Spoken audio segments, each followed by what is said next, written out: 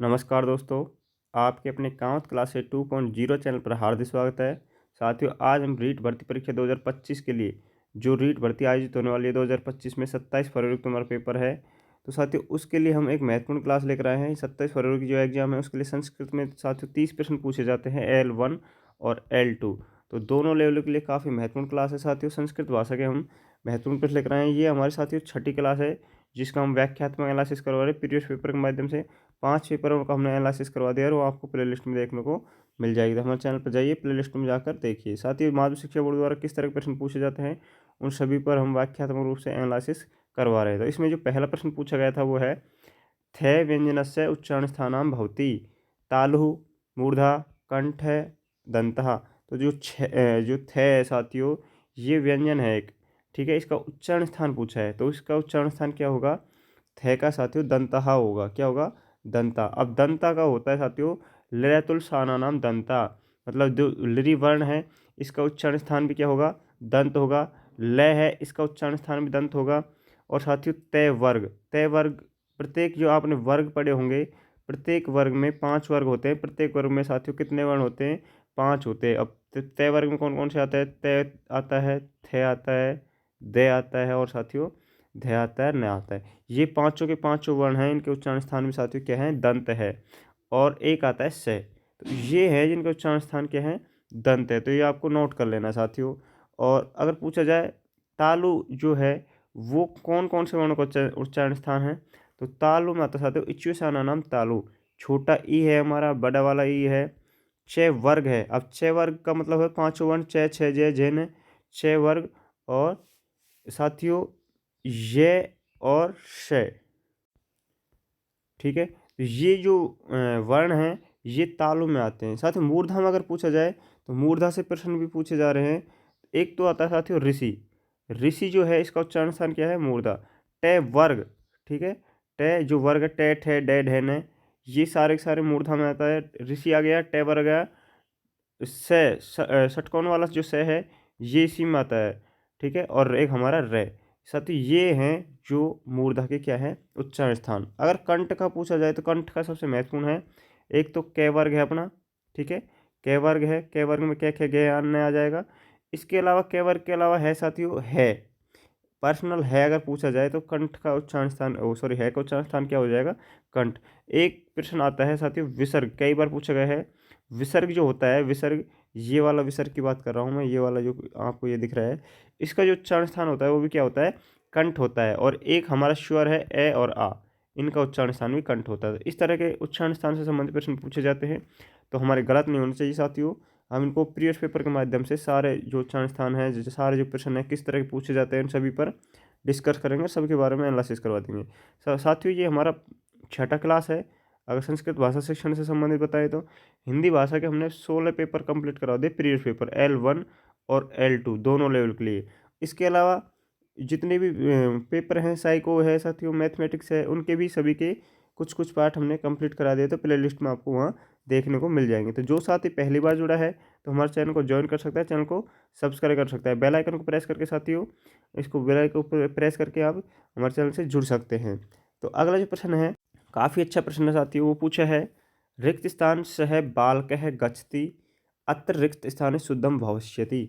तो साथियों इसमें जो रिक्त स्थान है उसमें क्या आएगा ये पूछा है, पिता, पित्रम, पित्रा या पितृ। तो इसमें हमको कुछ भी नहीं करना साथियों। इसमें पूछा है जो ये खालिस्तान है, यहाँ पर क्या आएगा? अब इसकी एक पहचान होती है। यहाँ पर साथियों एक वर्ण दिखाई दे रहा है, एक शब्द दिखाई दे रहा है, एक अव्यय दिखाई दे रहा है, उसका नाम है सह। हमने एक ट्रिक बनाई थी, उसमें पढ़ा था सह साकम सार्थ समम, इनके योग में तीसरी विभक्ति होती है। अगर ये शब्द कहीं भी दिखाई दे, एक तो हमारा सह हो गया, एक साकम हो गया साथियों, एक सार्थ हो गया, सार्थ, और एक है समम। ये अगर शब्द तुमको कहीं भी दिखाई दे तो वहाँ पर तीसरी विभक्ति मतलब तृतीय विभक्ति होगी। अब तृतीय विभक्ति में क्या होता है, मैंने आपको बताया एन एण या आ दिखाई दे, तो यहाँ पर दिखाई दे रहा है हमको आ। तो साथियों पित्रा, पित्रा में तीसरी विभक्ति होगी। सह के योग में कौन सी विभक्ति होती है? पित्रा। तो करेक्ट आंसर कौन सा हो जाएगा? C option is the correct answer, ठीक है। बढ़ते हैं नेक्स्ट प्रश्न पर। साथियों प्रश्न कैसे लग रहे हैं कमेंट करके ज़रूर बताना और अपने दोस्तों के साथ शेयर भी करना। नेक्स्ट है बालकेन मोदकम रोचते अत्र रेखांकित पदे शुद्धम भविष्यति। तो साथियों जो वाक्य है ऊपर उसको शुद्ध करना है, इसमें रेखांकित जो पद है इसमें कुछ अशुद्धि दिख रही है, इसको हमको सही करना है। तो यहाँ पर बहुत अच्छी बात यह है कि इसमें विभक्ति के हिसाब से चेंज होगा, और यहाँ पर हमको जो क्रिया है धातु है साथियों, उसमें रुच धातु कौन सी दिखाई दे रही है, रुच धातु। और रुच धातु के योग में हमने बताया था साथियों चौथी विभक्ति होती है। रुच है, ध्रुव है, क्रुद है, कौन सी, क्रुद है। साथियों ये कुछ धातुएं होती है, इनके योग में कौन सी विभक्ति का प्रयोग होता है, एक ईर्ष्या धातु है, ईर्ष्या, एक साथियों असूय है। इनके योग में हमेशा अगर ये धातु हमारे वाक्य में हैं, क्रिया हैं, तो वहाँ पर कौन सी विभक्ति होगी, चतुर्थी विभक्ति होगी। ये आपको याद रखना, कौन सी विभक्ति होगी साथियों, चौथी विभक्ति होगी। और तो अभी इस ऑप्शन में कौन से ऑप्शन में हमको चौथी विभक्ति दिखाई दे रही है, मैंने बताया था 6 और 6 दिखाई दे षष्ठी हो जाएगा, लास्ट में आदत्य दिखाई दे तो पंचमी हो जाएगा, अम दिखाई दे तो दूसरी विभक्ति हो जाएगा, और यह दिखाई दे तो चतुर्थी हो जाएगा। तो अंत में ये कुछ पहचान हमने बताई थी, आपको नोट करवाया था, आपने किया भी होगा। तो बी ऑप्शन इसका बिल्कुल करेक्ट आंसर होगा। और जिसने नोट किया नहीं साथियों, जो पहली बार जुड़ा है तो इस तरह समझ सकता है, हम इस तरह साथियों लॉजिकल तरीके से बिल्कुल एक तरह से यहीं याद करा देते हैं, क्लास में ही आपके ये टॉपिक कंप्लीट हो जाते हैं। तो साथियों जो साथी पहली बार जुड़ा है चैनल को ज्वाइन जरूर कर लेना। नेक्स्ट प्रश्न जो है वो है नरपह दुर्जनम क्रुद्यति रेखांकित पदे शुद्ध रूपम भविष्यति। तो अब इसमें ये वाक्य आपके सामने है, इसको शुद्ध करना है। अब फिर इसमें अगर हम क्रिया देखेंगे साथियों, पहचान आपको वाक्य में ही दिखाई देगी, ठीक है, चाहे वो कई शब्द के रूप में दिखे चाहे धातु के रूप में दिखे, आपको यहीं से पहचानना है। और ऐसा प्रश्न रीट भर्ती परीक्षा में पूछा जाता है, L1 और L2 दोनों लेवलों में प्रश्न पूछा जाता है। तो साथियों हमको गलत नहीं करना। अब इसमें देखो मैंने अभी बताया था क्रुद्ध धातु, इसमें क्रुद्ध धातु दिख रही है, क्रुद्ध क्रुद्ध धातु के योग में भी बताया था चौथी विभक्ति होती है, कौन सी, चौथी होती है। वही शब्द देख लो, रुच धातु है, क्रुद्ध है, ध्रुव है, ईर्ष्या है, असू है, इनके योग में हमेशा चौथी विभक्ति होगी। अब इनकी पहचान मैंने अभी बताई थी, लास्ट में तय दिखाई दे रहा है तो पंचमी विभक्ति हो जाएगी, 6 और 6 दिखाई दे रहा है तो साथियों कौन सी हो जाएगी, इसमें हो जाएगी षष्ठी विभक्ति। और एन एन या और ये दिखाई दे तो हो जाएगी तृतीय विभक्ति, और यह दिखाई दे तो ये कौन सी हो जाएगी, चतुर्थी विभक्ति। तो क्रुद्ध धातु के योग में चौथी विभक्ति भी बताया था, तो दुर्जनाय हो जाएगा इसमें। तो डी ऑप्शन बिल्कुल करेक्ट आंसर हो जाएगा। तो साथियों इस तरह की कुछ पहचान होती है, इनको हमको आसानी से बिल्कुल हल करना है, बिल्कुल कठिन बिल्कुल पेपर नहीं है साथियों, 2011 के भर्ती का पेपर है ये, ठीक है, रीट भर्ती 2011 में इस तरह के प्रश्न पूछे गए थे। अब जो समय चल रहा है साथियों 2025 में भी ऐसे ही प्रश्न देखने को मिल रहे हैं, ठीक है। तो ये सारे जो प्रश्न हैं हम इनको सबको व्याख्यात्मक रूप से पढ़ेंगे। अब तक जितने पेपर हैं तो वहाँ से हम प्रश्न का पता लगा सकते हैं किस तरह के प्रश्न पूछे जा रहे हैं और किस तरह के प्रश्न एग्जाम में पूछे जा सकते हैं, ठीक है। तो सारे प्रश्न आपके लिए महत्वपूर्ण हैं, प्रत्येक प्रश्न को नोट करते चलिए।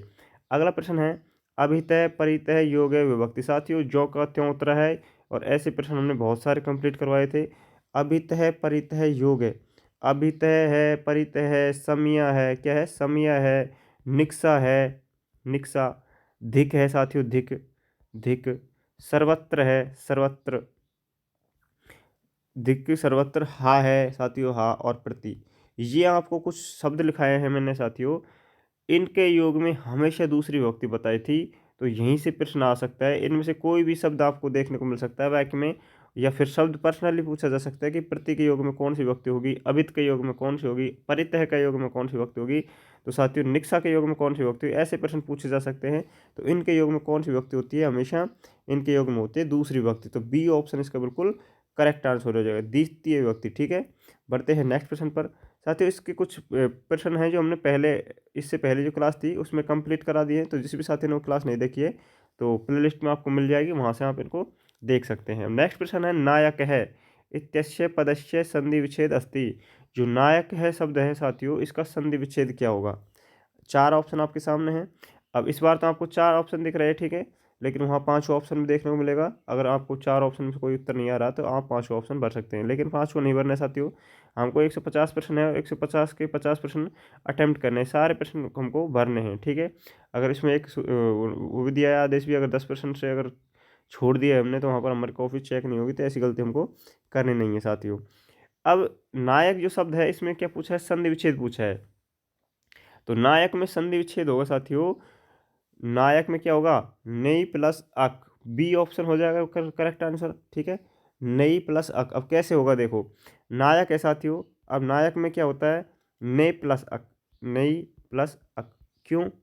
क्योंकि जब मैंने बताया था एक समय, जब ए और ये, आ और ये, देख लिए साथियों, दोबारा प्रश्न आया था, हमारा गलत नहीं होना चाहिए। ए और वे और आ और वे, ये 4 शब्द हैं, ठीक है। यदि ए और ये दिखाई दे रहा है शब्द में, तो वहाँ पर ए बनता है। आ और ये दिखाई देता है, वहाँ पर आई बनता है। और ए और वे दिखाई दे रहा है, तो क्या बनता है? ओ बनता है। और आ वे दिखाई देता है, औ बनता है। अब देखियो यहाँ पर नायक में आ और ये दिखाई दे रहा है, आ और ये दिखाई दे रहा है, तो ए डी हमको जो बड़ी आई एनक है, ये हमको दिखाई देगी संधि विच्छेद करते समय। तो इसमें हमको जो बी ऑप्शन है, इसमें हम देखेंगे तो संधि विच्छेद में आई दिख रहा है, नई दिख रहा है, ठीक है। तो आई एनक दिख रहा है, तो न के साथ में आई लग जुड़ा हुआ है ना, इधर इधर अक है। तो साथियों, इस तरह के प्रश्न को इस तरह हम हल करेंगे। इनमें से कोई भी दिखाई दे, ए और ये दिखाई दे, तो हम उसका आदेश कर देंगे ए डी से। और आ ये है तो आई एनक से, अव है तो साथियों ओ से, और आव है तो औ से। इस तरह हम इनको निर्धारित करेंगे, ठीक है। तो इसका जो करेक्ट आंसर होने वाला था, क्या हो गया? B option. बढ़ते हैं नेक्स्ट प्रश्न पर। अगला प्रश्न है, इति प्लस अपि अत्र संधि भविष्यति। इति प्लस अपि में जो संधि है साथियों, वो कौन सी होगी? इत्यपि, इत्यापि, इतिपि, फिर इतिपि। तो इस प्रश्न का जो करेक्ट आंसर है वो क्या होगा? इसका जो सही आंसर होने वाला है वो है, इसमें है साथियों यण संधि और इत्यपि। ए आंसर इसका बिल्कुल करेक्ट आंसर होगा। अब यण में भी ये, रे, ले, वे, लरी और साथियों क्या है? ऋषि, ये है, ठीक है।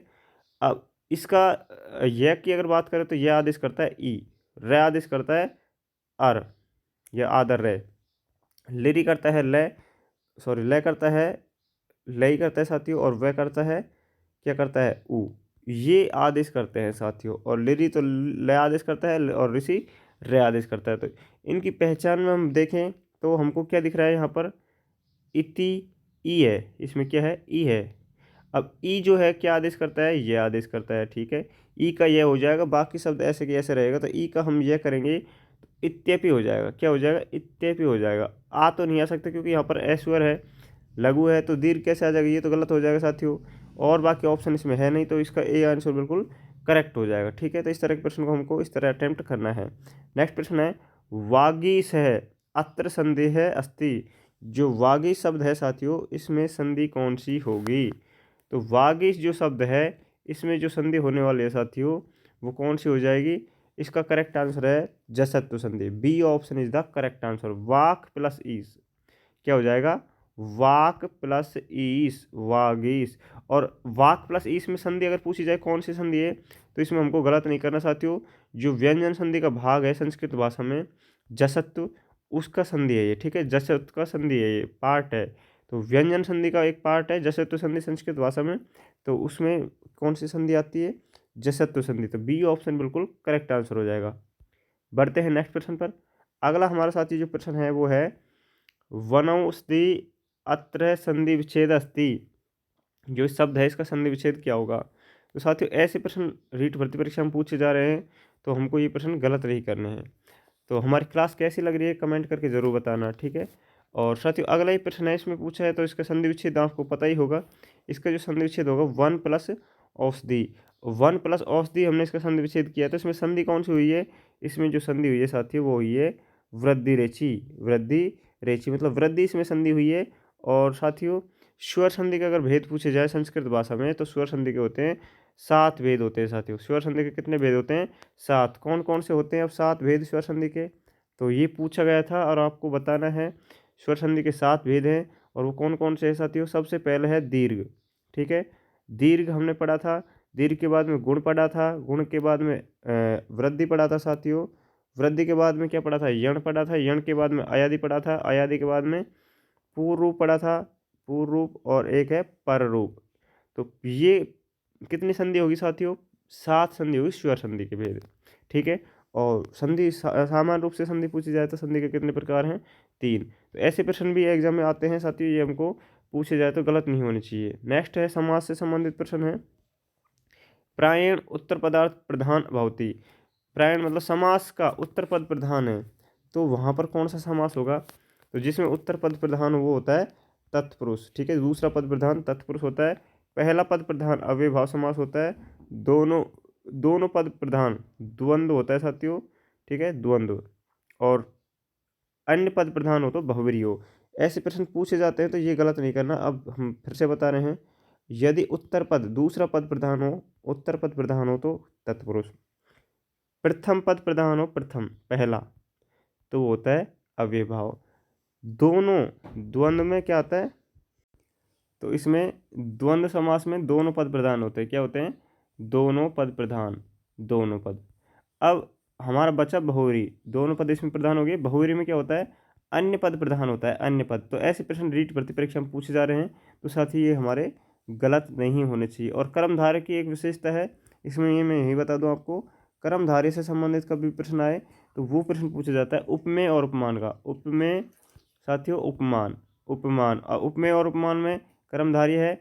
इसके अलावा विशेषण विशेष, ये प्रश्न भी पूछा जाता है कि विशेषण और विशेष की प्रधानता हो वह समास कौन सा होता है, तो साथियों वहाँ पर कौन सा होगा, कर्मधारय समास। तो ये ऐसे प्रश्न हमारे गलत नहीं होने चाहिए। नेक्स्ट जो प्रश्न है वो है नीलोत्पलम असीमन पदे समास अस्ति। तो नीलोत्पलम में कौन सा समास है, इसका जो करेक्ट आंसर है साथियों हमको बताना है। तो इस प्रश्न का जो सही जवाब रहेगा वो हो जाएगा नीलोत्पलम में कर्मधारय। C option is the correct answer. नीला है जो कमल, तो इसमें क्या हो जाएगा, कर्मधारय। क्यों नीला, इसमें विशेषण, विशेषण दो है नीला, और उत्पल का मतलब होता है कलम, क्या होता है, कमल, सॉरी कलम नहीं, कमल। तो नीला कमल, इसमें क्या हो गया, इसमें हो गया विशेषण हो गया, और इसका एक संज्ञा शब्द हो गया, तो इसमें कर्मधारय समास हो जाएगा। द्वंद्व में दोनों पद प्रधान होते हैं, जैसे माता पिता। दिग्गु में संख्यात्मक पद आपको देखने को मिलेंगे, जैसे पंचमुखी है साथियों, फिर त्रिकोण है। ऐसे शब्द हैं जो क्या होते हैं, ये होते हैं दिग्गु। बहुवीर्य में अन्य पद की प्रधानता होती है, जैसे पीताम्बर है, गजानंद है। नेक्स्ट जो प्रश्न है वो है अधिहरि असीमन पदे समासे अस्ति। तो अधिहरि में जो समास है वो कौन सा होगा। अधिहरि में हमको उपसर्ग दिखाई दे रहा है, और जहाँ उपसर्ग दिखाई दे मैंने बताया था उसमें कौन सा समास होता है, अव्ययभाव समास। तो इसका बी ऑप्शन बिल्कुल करेक्ट आंसर हो जाएगा। अधिहरि में जो समास होगा, समास विग्रह होगा, तो उसमें समास कौन सा हो जाएगा, उसका समास विग्रह कैसे हो जाएगा, हरऊ। ये इसका समास विग्रह साथियों, हरऊ, ठीक है। तो ऐसे प्रश्न भी रीट भर्ती परीक्षा में पूछे जा रहे हैं। एक पूछा जाता है पितृ, कई बार आया है साथियों। पितृ जो है इसका समास विग्रह क्या होगा, तो वहाँ होगा माता च पिता च। क्या होगा, माता च पिता च। ये पूछा गया प्रश्न है, इसलिए मैं आपको यहाँ पर नोट करवा रहा हूँ। नेक्स्ट प्रश्न है उस पर चलते हैं। अगला प्रश्न क्या पूछा है, देखो यहाँ उससे संबंधित ही आ गया, जैसे मैंने अभी बताया था पितरों के हिसाब से। तो यहाँ पर रामकृष्ण असीमन पदे समास विग्रह अस्ति। तो जो रामकृष्ण है इसमें समास विग्रह करेंगे इसका, तो कैसे होगा, तो वो होगा किस व्यक्ति के अनुसार होगा, इसमें प्रथम व्यक्ति के अनुसार हम किसको करेंगे, इसका जो होगा राम है च कृष्ण है च, ए आंसर है जो बिल्कुल करेक्ट आंसर हो जाएगा। बढ़ते हैं नेक्स्ट प्रश्न पर साथियों। समास हुआ, संधि हुई, इनसे प्रश्न आपसे एक एक दो दो प्रश्न हर एग्जाम में पूछे जा रहे हैं। नेक्स्ट है कथित है अत्र धातु प्रत्यक्ष च। इस शब्द में साथियों कौन सी धातु है, वो सॉरी प्रत्यय है, वो हमको बताना है। तो कथित है, कथित में अगर प्रत्यय की बात करें तो यहाँ पर जो प्रत्यय है वो है कित प्रत्यय, कथ प्लस कित, तो वहाँ क्या हो जाएगा, कथित, ठीक है। तो इसका ए आंसर बिल्कुल करेक्ट हो जाएगा। बढ़ते हैं नेक्स्ट प्रश्न पर। अगला भी प्रत्यय से संबंधित प्रश्न है, और इसमें पूछा है पटुतम जो शब्द है, छात्रेषु मोहन पटुतम, ये पटुतम में कौन सा प्रत्यय है। इसमें प्रत्यय पूछा है, तो प्रत्यय मैंने इसकी पहचान बताई थी साथियों कि लास्ट में अगर तम दिखाई दे तो वहाँ पर होगा तमप, और तर दिखाई दे तो वहाँ पर क्या होता है, तरप। और साथियों तव नव टव कव अगर दिखाई दे तो वहाँ तो होता है कितवतु, और तुम दिखाई दे लास्ट में तो वहाँ होता है तुमुन। तो यहाँ पर हमको तम दिख रहा है, तो क्या हो जाएगा, तमप। B option is the correct answer. Next प्रश्न में चलते हैं। अगला जो प्रश्न पूछा है वो भी प्रत्यय से संबंधित है साथियों, और प्रत्यय से संबंधित प्रश्न आता है आपके हर बार एग्जाम में, L1 हो चाहे L2। इसमें पूछा है मया पाठ है पठनीय है। अब इसमें प्रत्यय कौन सा है, पठनीय। इसमें पठनीय में बताया, इसकी पहचान भी मैंने आपको नोट कराई थी। लास्ट में अनीय अगर हमको दिखाई दे, अनीय, कैसे, अनीय, तो अनीय जब दिखाई दे रहा है तो वहाँ पर होगा जो प्रत्यय कौन सा होगा, अनियर हो जाएगा। बी ऑप्शन बिल्कुल करेक्ट आ जाएगा। तव्य है जो प्रत्यय, इसमें तव्य दिखाई देगा, तव्य शेष रहता है तो तब लास्ट में इसमें दिखाई देगा। तम अप में अभी बताया था तम दिखाई देगा। और कितवा में तो तुआ शेष रहेगा, क्या रहेगा, तुआ। जहाँ भी तुआ दिखाई दे तो वहाँ कितवा प्रत्यय हो जाएगा। इन प्रत्ययों की हमने पहचान बता रखी है और सारे पेपर आप देख लेंगे तो साथियों ये हमारे गलत भी नहीं होंगे, ये याद हो जाएंगे सारे इनकी पहचान। तो काफ़ी अच्छी क्लास है साथियों। हमारे साथ जो साथी जुड़ना चाहता है तो चैनल को ज्वाइन कर सकता है। और साथ ही क्लास अच्छी लगे तो क्लास को लाइक जरूर कर देना। नेक्स्ट प्रश्न है, मोहन गेंद से खेलता है, अस्य वाक्य से संस्कृत में अनुवाद अस्ति। मतलब संस्कृत अनुवाद करना है इसका, मोहन गेंद से खेलता है। अब से कर्ता ने कर्म को कर्ण से, अब कर्ण से, तो कर्ण की अगर बात करें साथियों तो कर्ण में कौन सी विभक्ति होती है, कर्ण में होती है तीसरी विभक्ति, तृतीय विभक्ति। ठीक है, अब तृतीय व्यक्ति की कौन से शब्द में है, तो यहाँ पर जो सॉरी वाक्य में है तो तीसरी विभक्ति जो वाक्य है वो कौन सा हो जाएगा, सी ऑप्शन, कंदुकेन। अगर कंदुकात में मैंने बताया था अभी हालंत में तय आ रहा है तो उसमें पंच विभक्ति होती है, अम दिखाई दे रहा है तो दूसरी विभक्ति है, यह दिखाई दे लास्ट में शब्द में तो वहाँ पर चौथी विभक्ति होती है। लेकिन एन एण एण या णा और या दिखाई दे तो तृतीय विभक्ति होती है। तो यहाँ पर एन दिखाई दे रहा है कंदुकेन, तो सी ऑप्शन इसका बिल्कुल करेक्ट आंसर हो जाएगा। बढ़ते हैं नेक्स्ट प्रश्न पर। अगला प्रश्न पूछा गया है, वह विद्यालय की ओर जाता है, की ओर। ठीक है, की ओर जाता है तो इसका संस्कृत में अनुवाद करना है। तो इसका संस्कृत में अनुवाद करेंगे तो साथियों की ओर का शब्द का जो अर्थ होता है वो है प्रति। क्या होता है, प्रति। और अभी कुछ देर पहले मैंने बताया था, जब पिछला पेपर एनालिसिस करवाया था, तो प्रति जो शब्द है इसके योग में जो विभक्ति का प्रयोग करते हैं वो करते हैं दूसरी विभक्ति का। कौन सी विभक्ति का प्रयोग करते हैं, दूसरी विभक्ति। कौन कौन से शब्द हैं जिनके वो योग में दूसरी विभक्ति करते हैं, फिर से मैं बता रहा हूँ। उभयत है, परित है, समया है, निक्ष है, धिक है, सर्वत्र है, हा है और प्रति। ये कुछ 5-6 शब्द है साथियों, इनके योग में हमेशा कौन सी विभक्ति होगी, दूसरी विभक्ति होगी। इनको आप नोट कर लेना, उभयत, परित, समया, निक्ष, धिक, सर्वत्र, हा, प्रति। अब ये शब्दों के योग में दूसरी विभक्ति होगी तो दूसरी विभक्ति जो इसमें दिखाई दे रही है शय दिखाई दे तो षष्ठी विभक्ति बताया था मैंने। एन एण या और ना दिखाई दे तो वहाँ तीसरी विभक्ति बताया था। हलंत में तय अगर दिखाई दे रहा है तो पंचमी विभक्ति है, अम दिखाई दे रहा है तो दूसरी विभक्ति है। तो साथियों इसका जो करेक्ट आंसर होने वाला है यहाँ पर डी ऑप्शन बिल्कुल सही हो जाएगा। पूरे प्रश्न को ना देखकर हम अपनी पहचान पकड़ेंगे ताकि हमारा प्रश्न गलत ना हो। नेक्स्ट प्रश्न है, वह ब्राह्मण को धन देता है, अश्य वाक्यस्य संस्कृत अनुवाद अस्ति। अब इसमें हमको क्या पकड़ना है, धन देता है। अब देता है तो दान रूप में देता है, तो वहाँ पर हमने बताया था कि दा धातु है और दान रूप में हो रहा है साथियों, दान रूप है इसमें। तो वहाँ पर चौथी विभक्ति का प्रयोग होगा, कौन सी, चौथी। एक रुच धातु है, अगर कोई चीज़ अच्छी लग रही है, जैसे मोदक अच्छे लग रहे हैं, लड्डू अच्छे लग रहे हैं, तो वहाँ पर रुच धातु का प्रयोग होता है, वहाँ भी चौथी विभक्ति का प्रयोग होता है। एक क्रुद्ध धातु है, क्रुद्ध, इसके योग में चौथी विभक्ति होती है। एक ध्रुव धातु है, ध्रुव, असूय, ईर्ष्या, ये 4-5 धातु हैं, इनके योग में हमेशा कौन सी विभक्ति होती है, चतुर्थ विभक्ति होती है। अब चतुर्थ विभक्ति कौन से शब्द में हमको दिखाई दे रही है, इनको हमको पहचानना है। तो यहाँ पर विप्राय ये दिखाई दे रहा है, इसलिए इसमें चौथी विभक्ति हो जाएगा, तो सी ऑप्शन बिल्कुल करेक्ट आंसर हो जाएगा। बाकी इसमें शय दिखाई दे रहा है, षष्ठी विभक्ति है, इसमें एण दिखाई दे रहा है, तृतीय विभक्ति, इसमें अम दिखाई दे रहा है, दूसरी विभक्ति। इस तरह की इसको पहचान है और इनसे ही संबंधित प्रश्न आपको देखने को मिलेगा साथियों रीट भर्ती परीक्षा 2025 में। साथियों ये हमारे 30 प्रश्न कंप्लीट हो गए और 15 प्रश्न हमने पहले इस क्लास में करा दिए थे। तो कैसी हमारी क्लास लगी कमेंट करके ज़रूर बताना। और जो साथी पहली बार जुड़े तो चैनल को ज्वाइन कर ले, चैनल को सब्सक्राइब कर ले, बेल आइकन को प्रेस कर देना ताकि हमारे वीडियो का नोटिफिकेशन आप तक पहुंच सके। नोटिफिकेशन तभी पहुंचेगा साथियों तो हमारे चैनल को ज्वाइन कर लेंगे। तो क्लास कैसी लगी कमेंट करके ज़रूर बताना। मिलते हैं नेक्स्ट वीडियो में, तब तक मस्त रहिए, बिंदास अपनी तैयारी कीजिए और मिलते हैं नेक्स्ट वीडियो में। धन्यवाद।